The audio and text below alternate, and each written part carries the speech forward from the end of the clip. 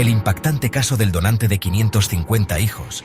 Este es el caso de Jonathan Jacob Meijer, un donador de esperma compulsivo que engendró entre 500 y 600 hijos gracias a la inseminación artificial. Lo que nos trae aquí es el riesgo de endogamia, porque claro, las clínicas no permiten donar a una misma persona más de 25 veces. Jonathan recurrió a la estrategia de IR a 13 clínicas diferentes de su país y también viajó a clínicas del exterior para donar. Un vacío legal, una falta de control, llamadlo como queráis. Empecemos por el principio. La endogamia y el incesto son temas que a menudo se confunden, pero tienen diferencias importantes que debemos entender para desmontar los tabúes que los rodean. ¿Qué es exactamente la endogamia?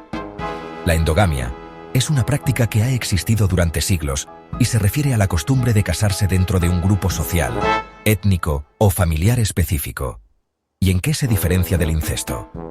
El incesto, por otro lado, se refiere específicamente a las relaciones sexuales entre parientes cercanos, como padres e hijos o hermanos, y es considerado un tabú en la mayoría de las culturas. La Real Academia Española define la endogamia como la práctica de contraer matrimonio entre personas de ascendencia común o naturales de una pequeña localidad o comarca. Esta práctica ha sido común en muchas culturas a lo largo de la historia. Y aquí entra en juego el incesto, que se refiere a las relaciones sexuales entre parientes cercanos. Este tipo de relaciones ha sido fuertemente condenado y prohibido en muchas sociedades debido a sus implicaciones éticas y biológicas. La historia nos da algunas pistas. A lo largo de los siglos, la realeza europea, obsesionada con mantener la pureza de su linaje, practicó la endogamia de forma sistemática. Esto se hacía para preservar el poder y las propiedades dentro de la familia. ¿El resultado? Deformaciones, enfermedades genéticas y una alta tasa de mortalidad infantil. Estas consecuencias trágicas nos muestran los peligros de la endogamia y el incesto, y por qué estas prácticas han sido tan controvertidas y estigmatizadas a lo largo de la historia. Ya hemos visto que la endogamia implica relaciones sexuales o matrimonio entre parientes, pero no todos los grados de parentesco son iguales. No es lo mismo una relación entre primos segundos que entre hermanos. La medicina es clara al respecto. Cuanto más cercano es el parentesco, mayores son los riesgos.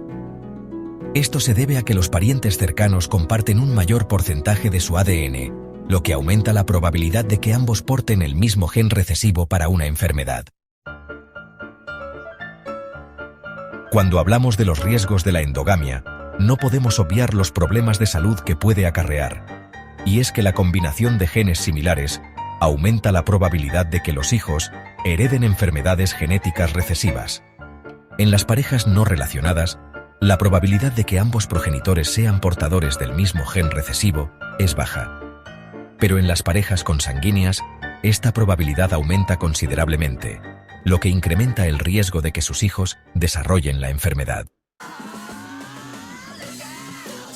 Para entender mejor los riesgos de la endogamia, es fundamental hablar de la consanguinidad. Este término se refiere simplemente al parentesco biológico entre dos individuos. Cuanto más cercano sea el ancestro común, mayor será el grado de consanguinidad. La consanguinidad es un factor de riesgo para el desarrollo de enfermedades genéticas porque aumenta la probabilidad de que dos alelos recesivos se encuentren en un mismo individuo. Si los padres son consanguíneos, esta probabilidad aumenta, ya que ambos han heredado parte de su material genético del mismo ancestro común. La endogamia no solo afecta a la salud de los hijos de una pareja consanguínea. Este fenómeno puede tener consecuencias profundas y duraderas en la salud de una familia. Sus efectos pueden perdurar a lo largo de generaciones, aumentando el riesgo de enfermedades genéticas en los descendientes.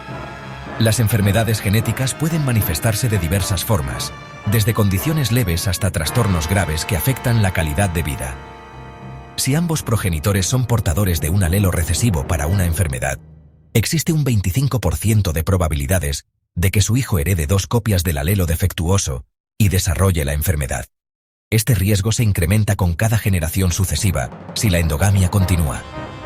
Pero incluso si el hijo no hereda la enfermedad, puede heredar una copia del alelo defectuoso y convertirse en portador.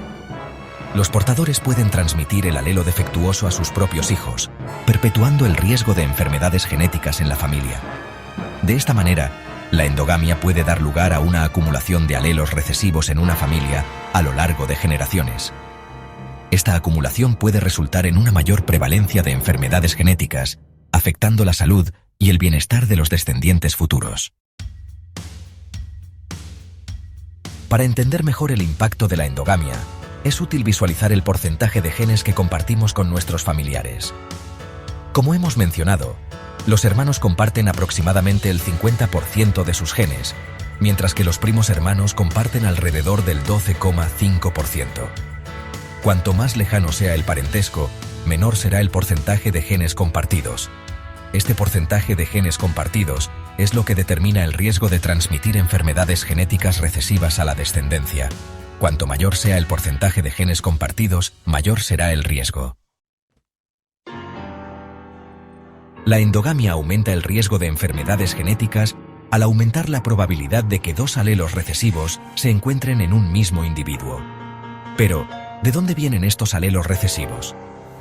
La respuesta está en las mutaciones genéticas. Una mutación genética es un cambio permanente en la secuencia de ADN de un gen. La mayoría de las mutaciones genéticas son neutras, es decir, no tienen ningún efecto sobre la salud. Sin embargo, algunas mutaciones pueden ser perjudiciales y causar enfermedades. A lo largo de la historia, la endogamia ha sido una práctica común en muchas culturas. En algunos casos, la endogamia se practicaba por motivos religiosos o culturales.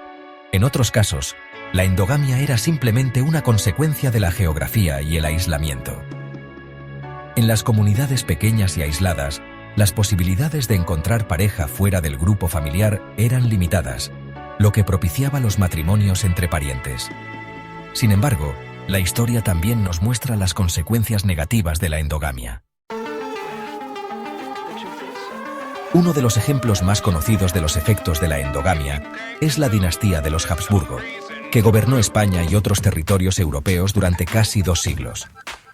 Esta familia real, que se extendió por gran parte de Europa, es un caso emblemático de cómo la endogamia puede afectar a una dinastía.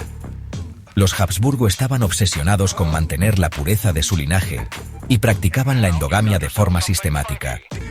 Esta práctica consistía en matrimonios entre parientes cercanos, lo que con el tiempo llevó a una acumulación de problemas genéticos. Como resultado de esta práctica, la dinastía de los Habsburgo se vio afectada por una serie de problemas de salud que no solo afectaron su apariencia física, sino también su capacidad para gobernar eficazmente. Como la mandíbula de Habsburgo, una deformidad facial que se caracterizaba por una mandíbula inferior prominente. Esta condición era tan común en la familia que se convirtió en un rasgo distintivo de los Habsburgo. Carlos II de España, el último rey Habsburgo de España, fue quizás el ejemplo más extremo de los efectos de la endogamia.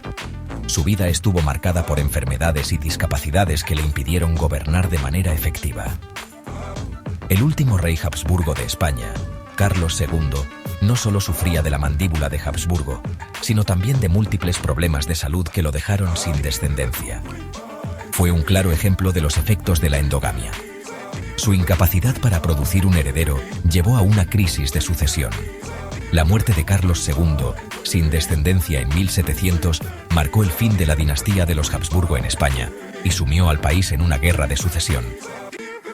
Esta guerra no solo afectó a España, sino que tuvo repercusiones en toda Europa. La Guerra de Sucesión Española fue un conflicto complejo que involucró a varias potencias europeas, todas luchando por el control del trono español. Este periodo de inestabilidad marcó el fin de una era y el comienzo de una nueva etapa en la historia europea. Hasta aquí llega el vídeo de hoy. Te agradezco tu compañía. Espero que este viaje al fascinante y a veces complejo mundo de la genética te haya resultado interesante. Recuerda que la información es poder, y en temas de salud más aún. Mi canal trata sobre salud. Si te interesan estos temas, te invito a explorar otros videos del canal, donde seguimos explorando temas que nos ayudan a comprendernos mejor. Hasta la próxima.